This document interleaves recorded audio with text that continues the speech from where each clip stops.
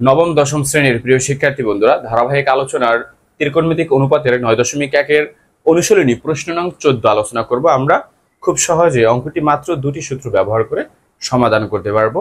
চলো তাহলে আমরা সমাধানে চলে যাই। আমরা প্রথমেই লিখে দিব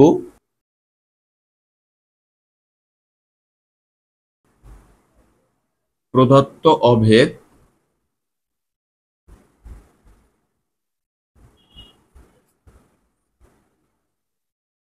cosec a minus 1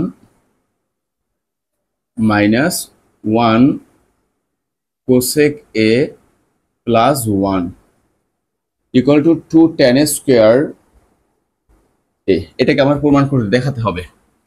সুতরাং আমরা বাম পক্ষটাকে সমাধান করি। সুতরাং বাম পক্ষ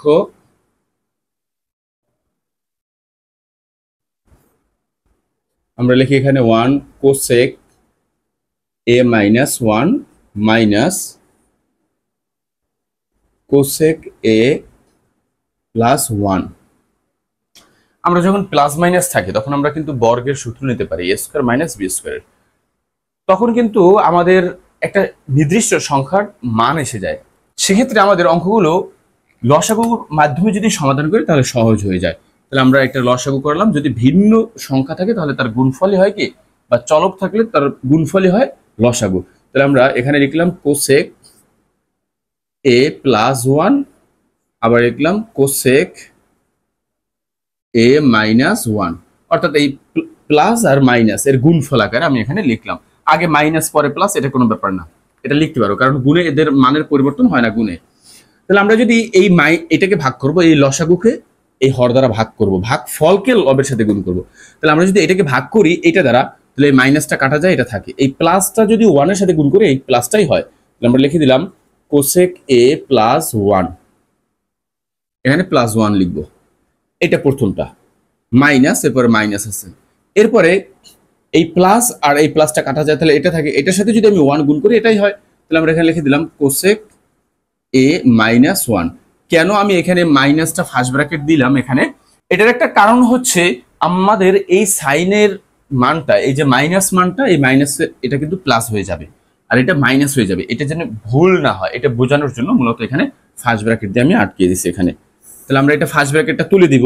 তাহলে কি হয়, কোসেক a প্লাস 1 মাইনাস এই যে মাইনাস কোসেক এ মাইনাস আর এই মাইনাস প্লাস 1, নিচে কি হয় a plus b into a minus b, মানে a স্কোয়ার মাইনাস, এটা a বলা আছে, a square minus b square. B মানে কি, বি মানে 1 এর উপরে স্কোয়ার দিলে 1ই হয়, তার মানে স্কোয়ার দেওয়ার কোনো প্রয়োজন নাই।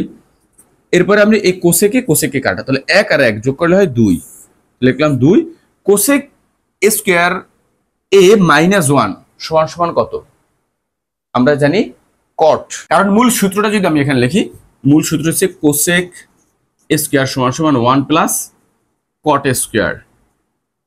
এখানে যদি এ দিই তাহলে এখানেও এ দিব, থিটা দিলে থিটা। তাহলে এখন এই যে কোসেক স্কোয়ার এ, এই 1টা আছে ইকুয়াল চিহ্নের ডানে, আমি যদি বাম পাশে আনি তাহলে কি হবে মাইনাস 1, তাহলে সমান সমান কি হয়ে যায় কট স্কোয়ার এ।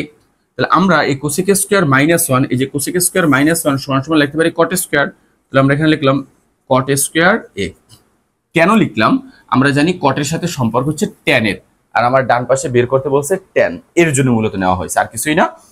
এরপরে আমরা এখানে চলে যাই, এটাকে যদি আমি একটু এভাবে লিখি, যেহেতু আমাদের 2 আলাদা রাখতে হবে এখানে, তাহলে আমরা এটাকে লিখি 1 বাই কট স্কোয়ার এ, কারণ 2 এর সাথে 1 গুণ করলে 2 হয়, তাহলে এটা 2 লবেই আছে, আর নিচে আছে কট স্কোয়ার। তাহলে এটাকে আবার একটু লেখা যায় কি 1 ডিভাইডেড বাই কট এ, এর উপর স্কোয়ার দেওয়া যায়, কারণ 1 এর উপর স্কোয়ার দিলে 1 হয়, কটের উপর স্কোয়ার দিলে কট স্কোয়ার হয়।